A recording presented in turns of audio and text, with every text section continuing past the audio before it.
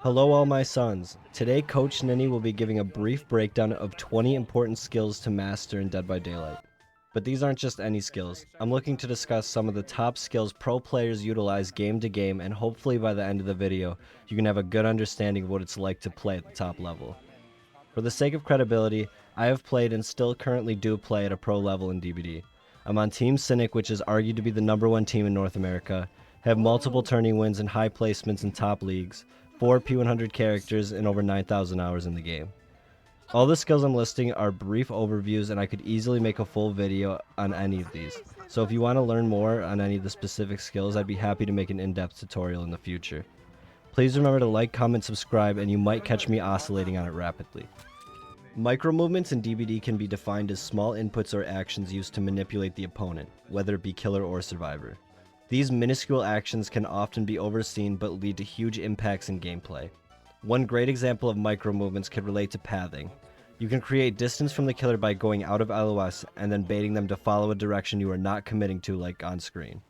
Using fake flares or baits on projectiles can also be very effective forms of micro movements. By slowly moving outward, but then immediately going back in and crouching, you could bait a demo to shred slightly too far outward, then combine with a crouch tech to make him barely miss. This can also work with a Blight or Billy with great timing as well.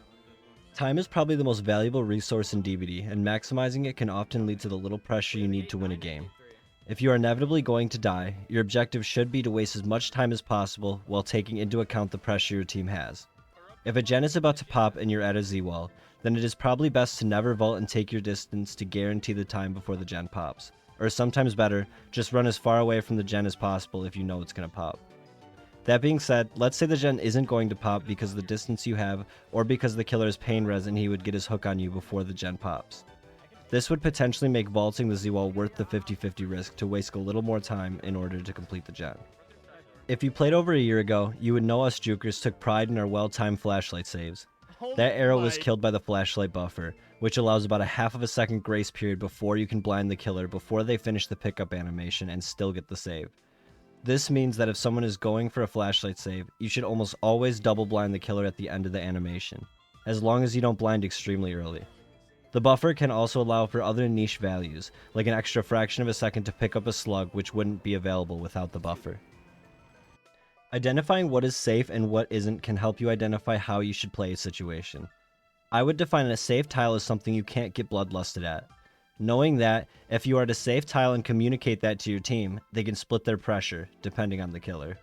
But if you're playing an unsafe tile, your team may need to set up for a save or rotate for a hit, and it will be easier if that can be communicated ahead of time. Knowing if your tile is unsafe can also allow you to take calculated risks, such as greeting the pallet. The safe tiles we talked about will almost all have some kind of check spot that you can hold and watch to either vault or continue the loop until the killer is forced to break the pallet.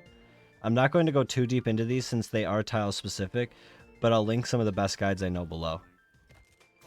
Many players will give up when the killer has decent pressure that can easily be overcame. It is important to evaluate correctly how to deal with the pressure the killer has. If the tunneled survivor can make something safe with a hit, then it is probably worth taking the hit for them. If the survivor can't make something safe or the gens are in a good/split position, then it is probably worth letting the tunneled survivor die and making sure everyone is healthy and maybe split on the gens, ready to enter the 3v1 with pressure on the survivor side.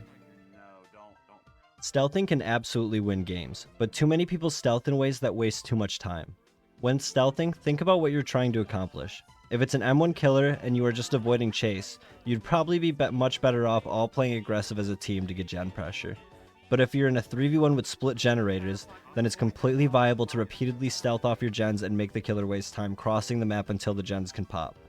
Some good general tips for when to stealth could be when you're being tunneled out but the killer loses you, when you're out of options, in order to be in position for a save, to make a play for a teammate, and a lot of other ways. Probably almost none of you want to hear this, but you need to stop running Made for This Hope, Resilience, and Windows.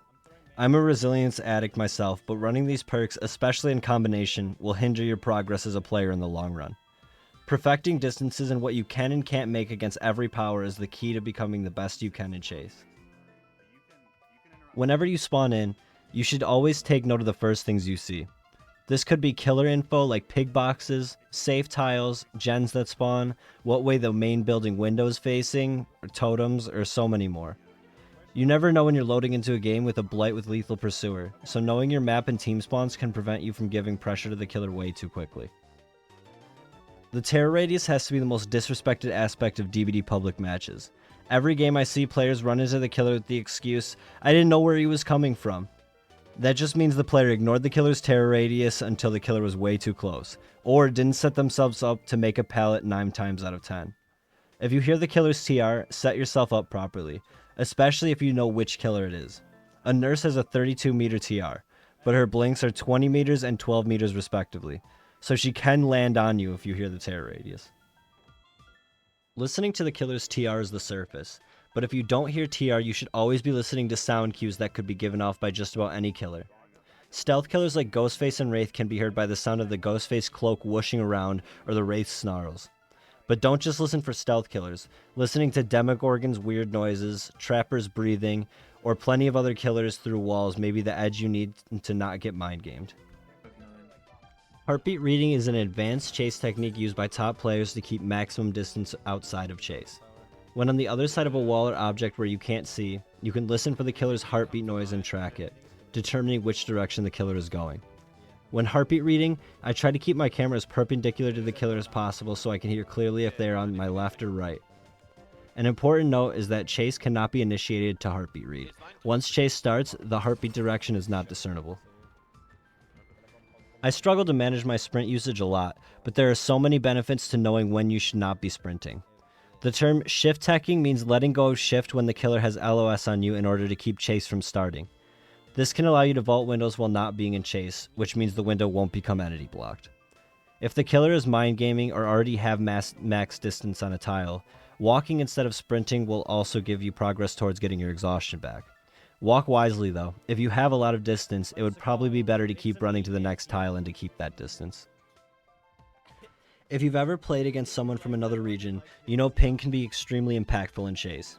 In your regular matches, your ping is probably pretty normal, but during the events like the Halloween event, you may see a spike in your ping which may cause a difference. If you are playing on 80 ping as opposed to 50 ping, you are always playing with a little less distance from the killer's hittable reach. If your ping is reaching 3 digits, then a lot of the safe fillers become unsafe because you can't hold the same check spots without getting hit. If a killer is playing efficiently, each will have different objectives on how the game will play out.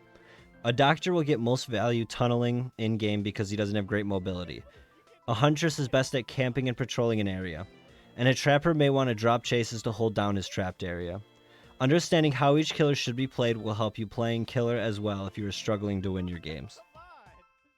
Using clocks to break up the map into quick communicable chunks will significantly improve your gameplay. Clocks are the map labeled 1 through 12, splitting the map into 12 determined chunks. These callouts are relatively universal, and I'll link below somewhere where they can all be available. Once these are memorized, it feels so easy to communicate the map to anyone with the same knowledge as you.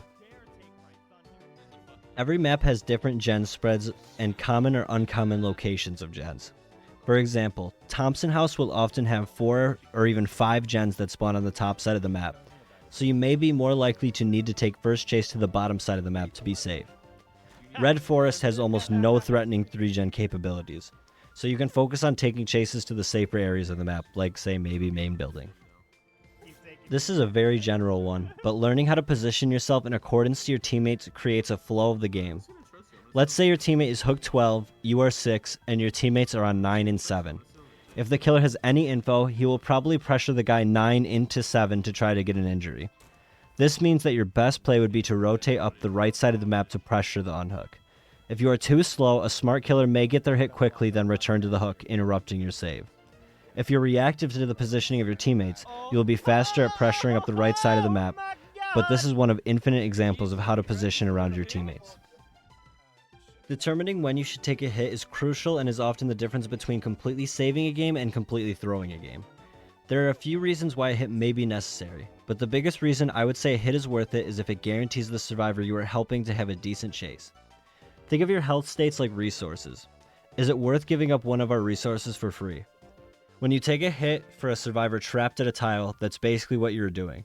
When taking a hit, Make sure you are blocking the killer off from something safe the survivor can make, like a main building. If you are the survivor who needs a hit, make sure you are hugging something, and the person who is taking the hit should always be the one to enter your chase. That means the person who needs a hit should always be pathing directing towards something or hugging something, and the person who is taking the hit should always insert themselves into the chase and not the other way around. As in every game, practice is the only way you're going to get better, but queuing up for public matches is not going to do it for you. DBD is honestly a hard game to practice for. To get quality practice, you need to find someone of around your skill level and 1v1 as much as you can. If your chases are good, watch tournament VODs and try to learn why teams are making the decisions they are and what came out of it. There's not one pro player you see performing that hasn't spent countless hours in custom matches perfecting their gameplay. I hope everyone enjoyed this conglomeration of tips and skills. I know that most of these concepts come from the survivor perspective, but learning the flow of the game and what a survivor wants to do will majorly benefit a killer as well, so I wasn't really sure if it was worth mentioning. As I said, if there are any skills you want me to dive deeper into, I plan on making more educational content in the future, so please let me know. Lastly, if you're struggling to figure out any flaws in your gameplay, I would love to start reviewing your VODs as a coaching service for probably a small fee, so DMs on my Discord will be open. Thank you guys for watching, like and sub.